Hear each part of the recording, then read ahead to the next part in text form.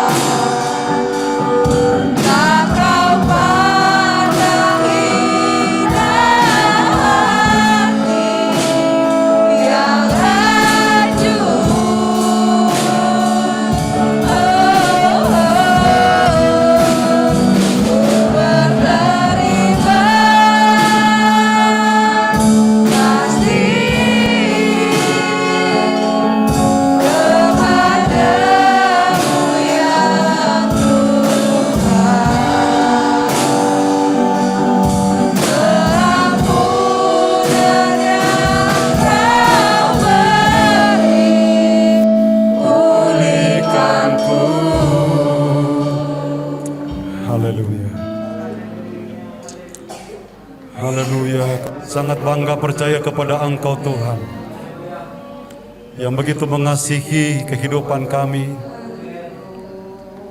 Engkau tahu akan keberadaan kami, Engkau tahu kemampuan kami. Itulah sebabnya Engkau datang untuk memberikan kekuatan, memberikan semangat, memberikan motivasi kepada kami, memberikan pengertian kepada kami bahwa sesungguhnya Engkau adalah Allah yang sangat peduli. Engkau Allah yang sangat memperhatikan kami, dan Engkau tidak akan pernah meninggalkan kami. Terima kasih banyak Bapa di sorga. Sekali lagi Tuhan, layakan kami, sucikan, kuduskan kami semua, supaya kami boleh menerima semuanya ini dan kami diberkati oleh Tuhan. Terima kasih Bapa di sorga. Kita mengangkat roti dan kita dengar firman Tuhan. Sebab apa yang telah aku teruskan kepadamu telah aku terima dari Tuhan, yaitu bahwa Tuhan Yesus pada malam waktu ia diserahkan, mengambil roti dan sesudah itu ia mengucap syukur atasnya. Ia memecah-mecahkannya dan berkata, inilah tubuhku yang diserahkan bagi kamu. Perbuatlah ini menjadi peringatan akan aku. Dengan iman, mari kita makan di dalam nama Tuhan Yesus Kristus. Haleluya.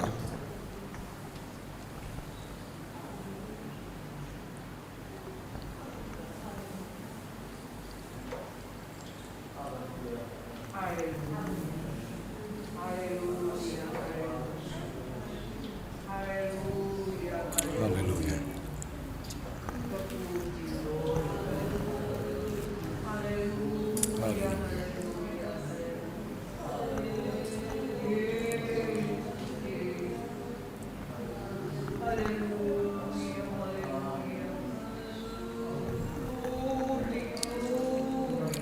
Haleluya. Kita mengangkat cawan minuman dan kita dengar firman Tuhan.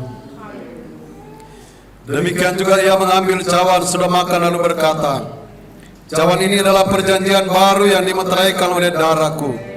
Perbuatlah ini setiap kali kamu minumnya menjadi peringatan akan aku.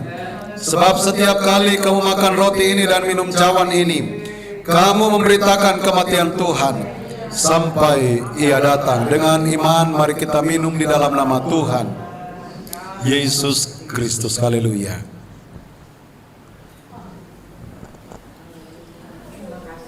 Haleluya, haleluya. Haleluya, terima kasih Tuhan. Terima kasih Yesus, terima kasih Roh Kudus. Haleluya, haleluya, haleluya. Oh Yesus, terima kasih. Ada mujizat Allah, ada kebaikan Allah, ada kekuatan yang Tuhan kerjakan. Haleluya, haleluya. Yesus, haleluya. Glory, haleluya. Ku masuk ruang Maha Kudus. Masuk ruang Maha Kudus. Haleluya. Dengan darah anak domba, ku masuk dengan hati tulus, menyembah Yang Maha. Ku menyembahmu Tuhan. Oh haleluya. Terimalah penyembahan kami Tuhan. Terimalah pujian kami Yesus. Haleluya. Oh Tuhan. Haleluya. Lord. Haleluya. Haleluya. Kudus, ku menyembahmu. Saya serahkan kepada Ibu Gembala. Ku menyembahmu.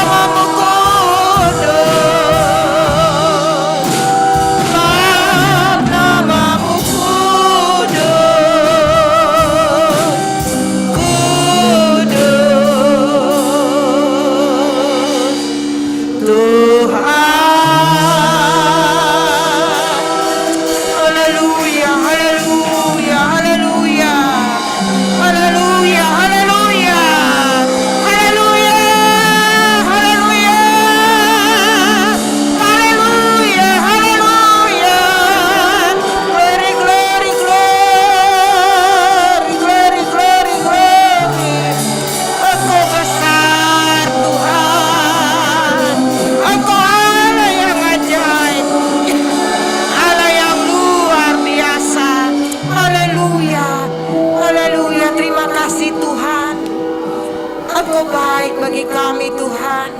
Engkau adalah teladan kami yang paling utama dalam hidup kami.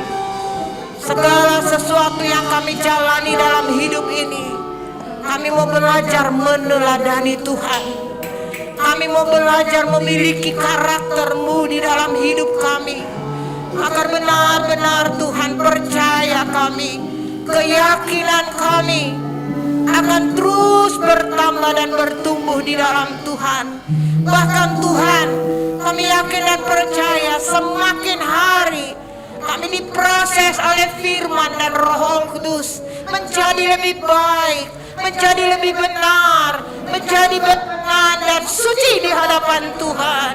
Kami tahu Tuhan, kami masih banyak kekurangan, kami masih banyak kelemahan. Ampuni kami Tuhan, sehingga setiap kami mendengarkan firman-Mu, kami diberkati oleh Tuhan.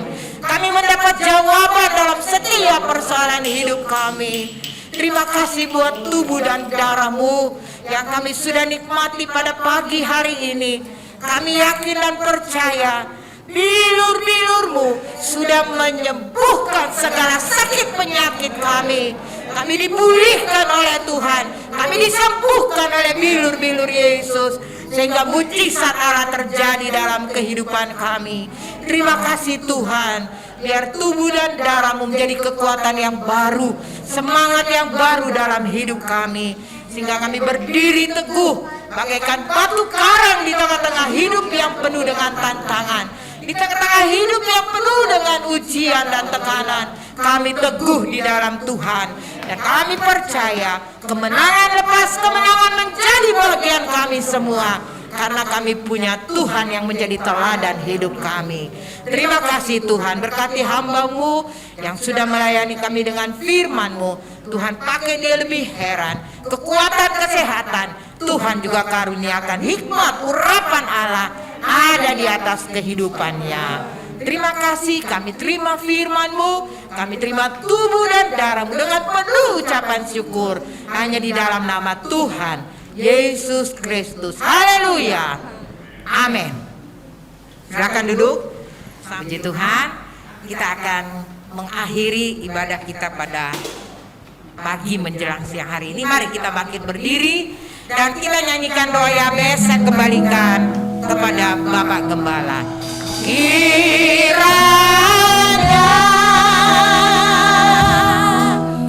Engkau memberkati aku berlimpah-limpah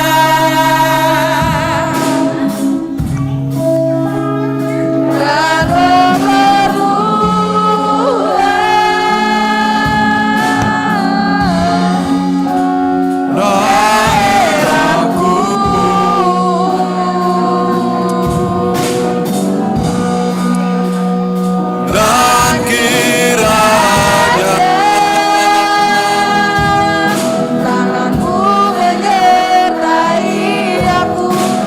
melindungi aku daripada malapetaka. Haleluya. Sehingga kesakitan tidak menimpa aku. Memberkati hamba-hamba-Mu, anak-anak-Mu yang sudah melayani di sepanjang ibadah ini. Memberkati semua korban persembahan yang diberikan dalam bentuk apapun dalam nama Tuhan Yesus Kristus. Semuanya diberkati oleh Tuhan. Menyerahkan lagi ke dalam tangan Tuhan buat semua aktivitas kami. Bapa, kami yakin bahwa kami ada sebagaimana kami ada, semuanya karena Tuhan. Apapun yang kami dapat kerjakan pun semuanya adalah karena Tuhan. Itu sebabnya Tuhan, tolong kami, berikan kekuatan, berikan kesehatan, berikan hikmat kebijaksanaan, bahkan pengurapan Tuhan terus menjadi bagian kami semua, sehingga ketika kami melangkah untuk beraktivitas bersama dengan Tuhan, kami pasti diberkati, dilindungi oleh Tuhan, dan Engkau ditinggikan dan dimuliakan di dalamnya. Berdoa juga buat saudara-saudara kami, buat keluarga, buat jemaat yang tidak bersama dengan kami, Kalau mereka dalam keadaan sakit dimanapun mereka berada, Bapa di sorga, ulurkan tangan-Mu untuk menjamah, untuk memulihkan, menyembuhkan dalam nama Tuhan Yesus Kristus. Mereka boleh mengalami kebaikan Tuhan, lawatan Tuhan terjadi dalam hidup mereka, dan kesembuhan dari Tuhan menjadi bagian mereka.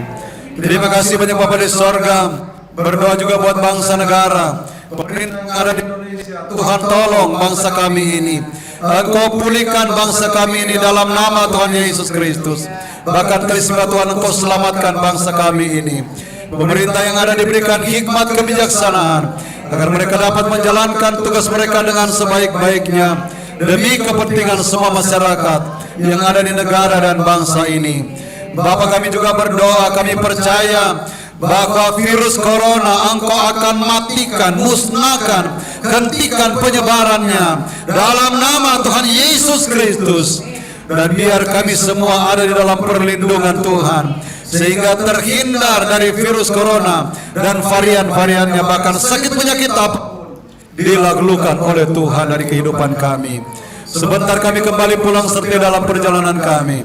Jauhkan, hindarkan hal yang tidak diinginkan, tibakan dengan tidak satu kurang apa-apa. Terima kasih banyak Bapa di sorga.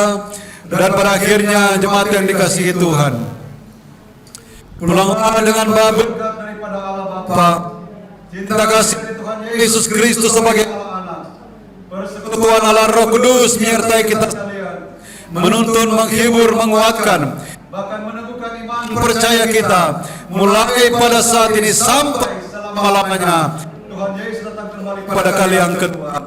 Dengan penuh ucapan syukur, kami akhiri ibadah kami pada saat ini. Kami pulang dengan berkat-berkat dari Tuhan, dan kami lakukan di dalam nama Tuhan Yesus Kristus. Haleluya. Dan kita semua berkata, amin. Tuhan Yesus memberkati kita semua.